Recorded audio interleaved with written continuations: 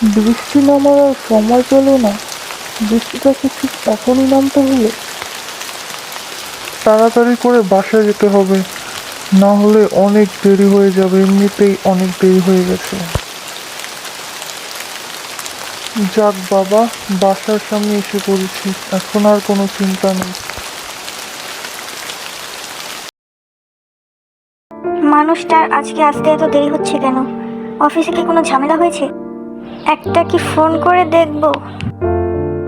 কি গো, তুমি এসেছো? আমি তো এক্ষুনি তোমাকে ফোন করতে যাচ্ছিলাম। তুমি তো পুরো ভিজে গেছো, যাও ওপরে গিয়ে ভিজবো না চেঞ্জ তো কি করে আসো। করবো? যে বৃষ্টি, বাইরে তো যাও না, তাই বোঝো না।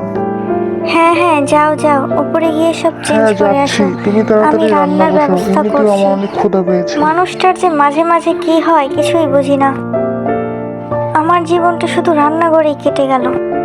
আজ পর্যন্ত বলেনি যে আসো একটু ঘুরে আসি।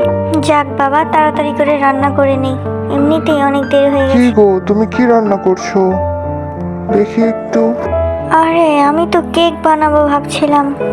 কেক টেক বাদ দাও, তুমি বরং খিচুড়ি রান্না করো। অনেক দিন হলো খিচুড়ি খাই না, আর আজকে তো বৃষ্টি, তাই খিচুড়িটাই খিচুড়ি ভালো। রান্না করব, কিন্তু ঘরে তো ইলিশ মাছ নেই। তুমি বরং যাও মাছ নিয়ে আসো।